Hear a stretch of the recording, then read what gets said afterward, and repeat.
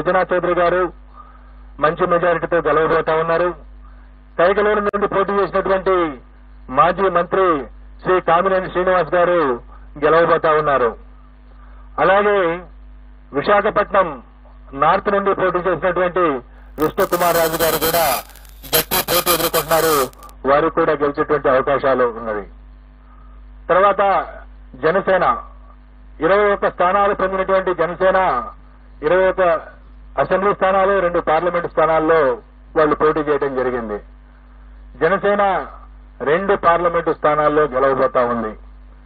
అలాగే అసెంబ్లీ స్థానాల్లో పిఠాపురం నుండి పోటీ చేసినటువంటి జనసేన పార్టీ వ్యవస్థాపక అధ్యక్షులు శ్రీ పవన్ కళ్యాణ్ గారు భారీ మెజార్టీతో గెలవబోతా ఉన్నారు.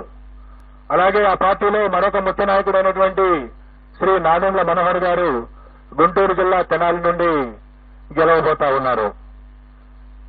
తర్వాత తెలుగుదేశం పార్టీ విషయానికి వస్తే తెలుగుదేశం పార్టీ అధ్యక్షులు రాష్ట్ర మాజీ ముఖ్యమంత్రి నారా చంద్రబాబు నాయుడు గారు కుప్పం నియోజకవర్గం నుండి భారీ మెజార్టీతో గెలవబోతా ఉన్నారు. అలాగే వారి తనయుడు మాజీ మంత్రి శ్రీ నారా లోకేష్ మంగళగిరి నుండి గెలవబోతా ఉన్నారు. అలాగే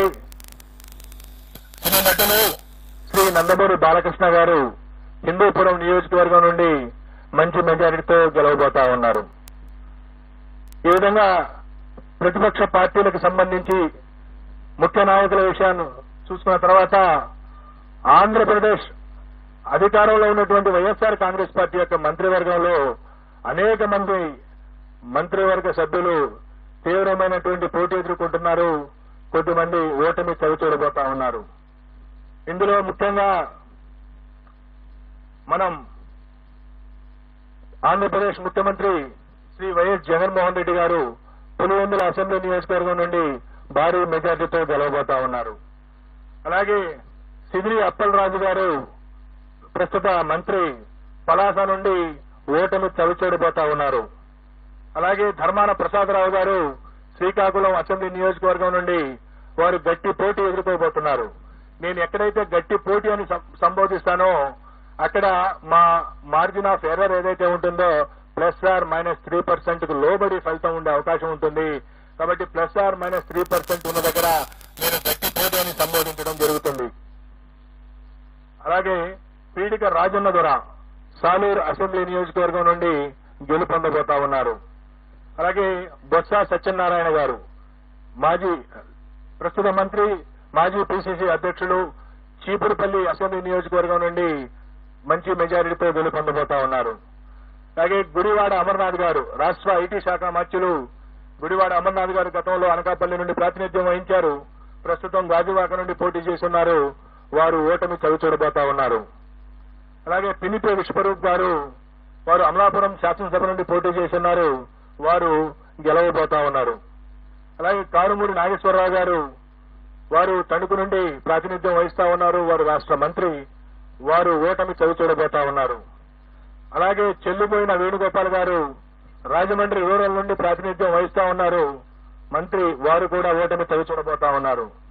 దాడిశెట్టి రాజా వారు తుని అసెంబ్లీ నియోజకవర్గం నుండి ప్రాతినిధ్యం వహిస్తా ఉన్నారు. వారు గెలవబోతా ఉన్నారు. అలాగే కొట్టు సత్యనారాయణ రాష్ట్ర దేవాదాయ ధర్మాదాయ శాఖ మంత్రులు వారు తాడేపల్లిగూడెం నుండి వారు పోటీ చేసి ఉన్నారు. వారు ఓటమి చవిచూడబోతా ఉన్నారు. అలాగే శ్రీమతి తానేటి వనిత ప్రస్తుత ఆంధ్రప్రదేశ్ యొక్క హోంశాఖ మంత్రులు వారు గోపాలపురం నుండి గెలవబోతా ఉన్నారు స్వల్ప ఆధిక్యతతో.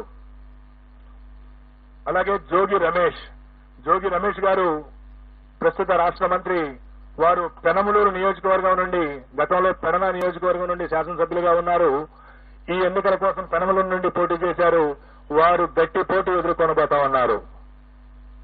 అలాగే అంబటి రాంబాబు గారు గుంటూరు జిల్లా ఇప్పటి పల్నాడు జిల్లా సత్తెనపల్లి నియోజకవర్గం నుండి ప్రాతినిధ్యం వహిస్తున్నారు. రాష్ట్ర జలవనరుల శాఖ మంత్రులు.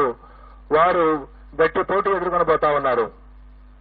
అలాగే శ్రీమతి విడుదల రజని గతంలో చిలకలూరుపేట నియోజకవర్గం నుండి ప్రాతినిధ్యం వహించారు. ప్రస్తుతం గుంటూరు పశ్చిమ నియోజకవర్గం నుండి పోటీ చేస్తున్నారు. వారు గట్టి పోటీ ఎదుర్కొంటున్నారు.